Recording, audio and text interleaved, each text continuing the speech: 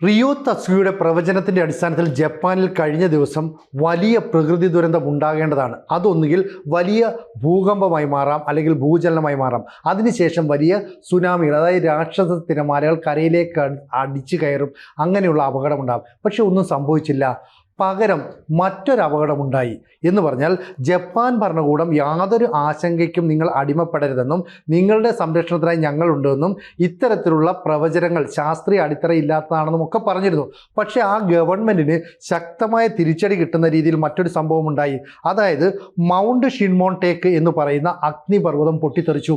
അതായത് ഈ അഗ്നിപർവ്വതം പൊട്ടിത്തെറിച്ചു എന്ന് മാത്രമല്ല, ഇതിൻ്റെ ലാവ, അതല്ലെങ്കിൽ പുകപടലങ്ങൾ, ചാരം എന്നൊക്കെ തന്നെ ഏതാണ്ട് 3000 മീറ്ററിന് മുകളിലേക്ക്, എന്ന് പറഞ്ഞാൽ ഏതാണ്ട് 3000 മീറ്റർ എന്ന് പറയുമ്പോൾ 3 കിലോമീറ്റർ ഉയരത്തിൽ വരെ ചിതറിത്തെറിച്ചു.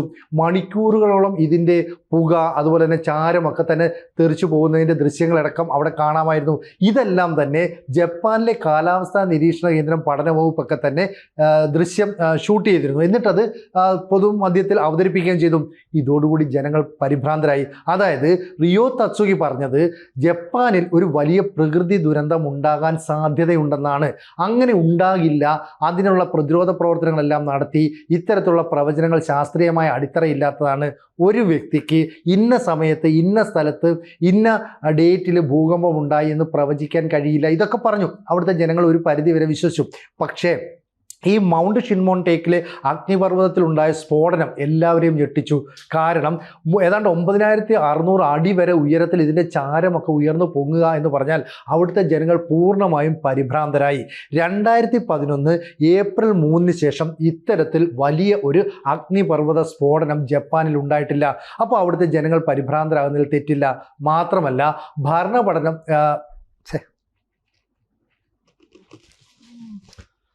മാത്രമല്ല ഭരണകൂടം വളരെ പെട്ടെന്ന് റിയാക്ട് ചെയ്തു. അതായത് ആ മേഖലയ്ക്ക് ചുറ്റുമുള്ള ആളുകളെയൊക്കെ തന്നെ പെട്ടെന്ന് അവിടെ നിന്ന് ഒഴിപ്പിച്ചു. കാരണം ഇനിയും അവിടെ ഭൂചലന സാധ്യതയുണ്ട്. അതായത് അഗ്നിപർവ്വത സ്ഫോടനത്തിന് ശേഷം ഭൂചലന സാധ്യതയും ഉണ്ടാകാം. ഇതാണ് കഴിഞ്ഞ 2 ആഴ്ചയായിട്ട് അവിടെ നടന്നുകൊണ്ടിരിക്കുന്നത്.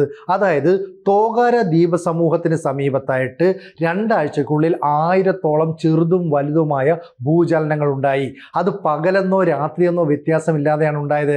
അങ്ങനെ ഉണ്ടായതുകൊണ്ട് തന്നെ അവിടുത്തെ കുടുംബങ്ങളെ മാറ്റി പാർപ്പിക്കാൻ ജപ്പാൻ ഗവൺമെൻറ് തീരുമാനമെടുത്തു. കാരണം ഇത് പ്രവചനമൊക്കെയാണ്, ജനങ്ങൾ പരിഭ്രാന്തരാണ്. അതുകൊണ്ട് തന്നെ ഒരു റിസ്ക് എടുക്കാൻ ജാപ്പനീസ് ഭരണകൂടത്തിന് മനസ്സില്ലായിരുന്നു. അതുകൊണ്ട് അവർ മാറി. പക്ഷേ ഇതിൻ്റെയൊക്കെ അനന്തരഫലം ഉണ്ടായത് എന്താണെന്ന് വെച്ചാൽ ജപ്പാൻ്റെ സമ്പദ് വ്യവസ്ഥ തകർന്നു പോയി എന്നുള്ളതാണ്. അതായത് ഒരു യുദ്ധമോ ആഭ്യന്തര കലാപമോ ഒക്കെ ഒരു രാജ്യത്തിൻ്റെ സമ്പദ് വ്യവസ്ഥയെ പൂർണ്ണമായിട്ടും ബാധിച്ചേക്കാം.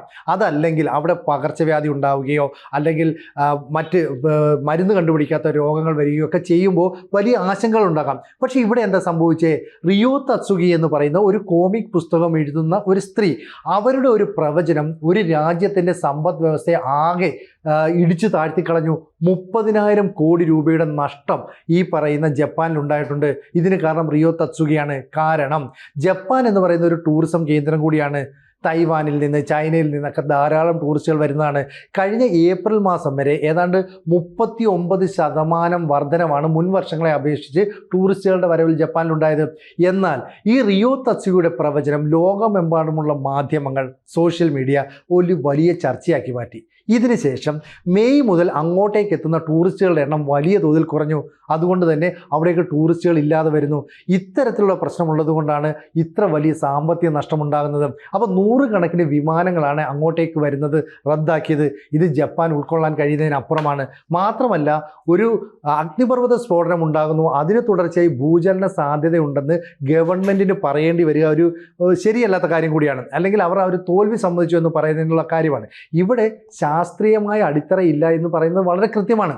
കാരണം റിയോ തസുഗി തന്നെ പിന്നീട് പറഞ്ഞു, ഞാൻ എൻ്റെ മനസ്സിൽ കാണുന്ന കാര്യങ്ങൾ, സ്വപ്നത്തിൽ കാണുന്ന കാര്യങ്ങളൊക്കെ ചിത്രങ്ങളായിട്ടും പുസ്തകങ്ങളായിട്ടും എഴുതിയിട്ടുണ്ട്.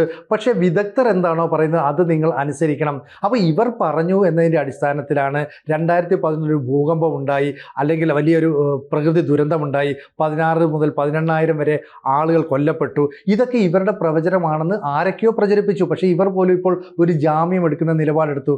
പക്ഷേ അപ്പോഴും ഈ അഗ്നിപർവ്വത സ്ഫോടനം ഉണ്ടായതിൻ്റെ കാരണം അവിടെ ഇത് ദുരൂഹമാണ്. പക്ഷേ ജപ്പാൻ ഭരണകൂടം ഭരണകൂടം പറയുന്നു അങ്ങനെയാണ്.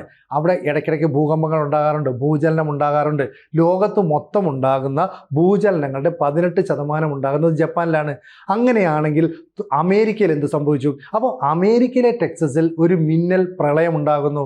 അപ്പോൾ മുമ്പൊരിക്കലും ഉണ്ടാകാത്ത വലിയൊരു പ്രളയം. അപ്പോൾ ലോകം വീണ്ടും നടുങ്ങുകയാണ്. കാരണം ഈ അവിടുത്തെ ടെക്സസിലെ സ്വാതന്ത്ര്യ ദിനാഘോഷ പരിപാടികൾ പോലും മാറ്റിവെക്കേണ്ട ഒരു സാഹചര്യം ഉണ്ടാകുന്നു.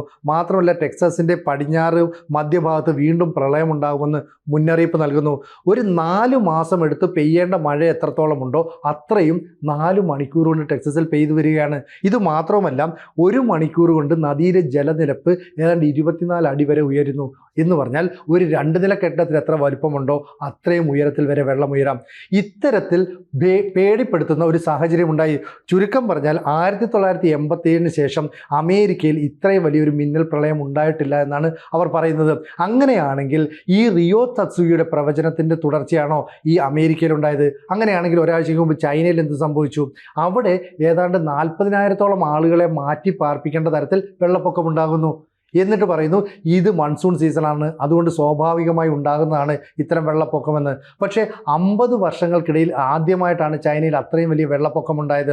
അപ്പോൾ റിയോ തത്സുയുടെ പ്രവചനം പൂർണ്ണമായിട്ടും സത്യമല്ലെങ്കിലും ലോക ജനത, സമൂഹ മാധ്യമങ്ങളൊക്കെ വലിയ രീതിയിൽ ഇപ്പോഴും ചർച്ച ചെയ്യുന്നു. പക്ഷേ അവർ പറയുന്നു എൻ്റെ സ്വപ്നങ്ങളാണ്, എൻ്റെ മനസ്സിൽ തോന്നുന്ന കാര്യങ്ങളാണ് ഞാനിത് എഴുതുന്നത്, അതുകൊണ്ട് വിദഗ്ധർ പറയുന്നത് അല്ലെങ്കിൽ ഭരണകൂടം പറയുന്നത് അതാണ് ജനങ്ങൾ അനുസരിക്കേണ്ടതെന്ന് പറയുന്നു. 1954 ജനിച്ച ഇവർ ഇത്തരത്തിലുള്ള പ്രവചനം നടത്തുന്നത് ശരിയാണ് ശരിയല്ല എന്നൊക്കെ തരത്തിൽ 2 അഭിപ്രായങ്ങൾ ഇപ്പോൾ ജപ്പാനിൽ ഉയർന്നു വരുന്നുണ്ട്. എന്തായാലും 30 വർഷങ്ങൾക്ക് ശേഷം ജപ്പാനിൽ വലിയൊരു പ്രകൃതി ദുരന്തം ഉണ്ടാകാം. അത് മാർച്ചിൽ ജപ്പാൻ ഭരണകൂടം പുറത്തുവിട്ട ഒരു വിവരമാണ്. അത്തരത്തിലുള്ളൊരു സംഭവം ഉണ്ടായാൽ അതിനെ പ്രതിരോധിക്കാൻ വേണ്ട നടപടികളൊക്കെ ജപ്പാൻ ഭരണകൂടം ഇപ്പോഴേ സ്വീകരിച്ചിട്ടുണ്ട്. അതായത് അവിടെ ഓഫീസോ വീടോ കെട്ടിടമോ ഒക്കെ നിർമ്മിക്കുമ്പോൾ തന്നെ ഭൂകമ്പത്തെ പ്രതിരോധിക്കാൻ സാധിക്കുന്ന തരത്തിലാണ് കെട്ടിടത്തിൻ്റെ നിർമ്മാണം നടക്കുന്നത്. മാത്രമല്ല 30 വർഷത്തിന് ശേഷം നടക്കാനിരിക്കുന്ന ഒരു പ്രകൃതി ദുരന്തത്തെ മുന്നിൽ കണ്ടുകൊണ്ട് ഒരു രാജ്യം പ്രതിരോധ നടപടികൾ സ്വീകരിച്ച് മുന്നേറുക എന്ന് പറഞ്ഞാൽ ആ രാജ്യത്തിൻ്റെ ശക്തിയാണ് നമ്മൾ മനസ്സിലാക്കേണ്ടത്. അപ്പോൾ എത്ര ദീർഘവീക്ഷണത്തോടു കൂടിയാണ് അവർ പ്രവർത്തിക്കുന്നത്, ഇക്കാര്യം കൂടി നമ്മൾ മനസ്സിലാക്കണം. എന്തായാലും റിയോ തത്സുയുടെ ഈ പ്രവർത്തനങ്ങൾ അല്ലെ അവരുടെ പ്രവചനങ്ങൾ അത് പൂർണ്ണമായിട്ടും തെറ്റായിപ്പോയെന്ന് നമുക്ക് പറയാം. പക്ഷേ അവിടെ ഉണ്ടായ മൗണ്ട് ഷിമോൺ ടേക്കിലുണ്ടായ ഈ അഗ്നിപർവ്വത സ്ഫോടനം ഏതാണ്ട് 3 കിലോമീറ്റർ ഉയരത്തിൽ വരെ ചാരവും പുകയും ഒക്കെ നിറഞ്ഞു. ഇത് ഏവരെയും ആശങ്കപ്പെടുത്തുന്ന ഒരു കാര്യം തന്നെയാണ്. ചുരുക്കം പറഞ്ഞാൽ 30,000 കോടി രൂപയുടെ ഒരു നഷ്ടമുണ്ടായ ജപ്പാൻ്റെ സമ്പദ് വ്യവസ്ഥ ഇനി എങ്ങനെ അതിൽ നിന്ന് കരകയറും എന്നതിനെക്കുറിച്ചാണ് പ്രധാനമായിട്ടും ആ ഭരണകൂടം ചർച്ച ചെയ്യുന്നത്.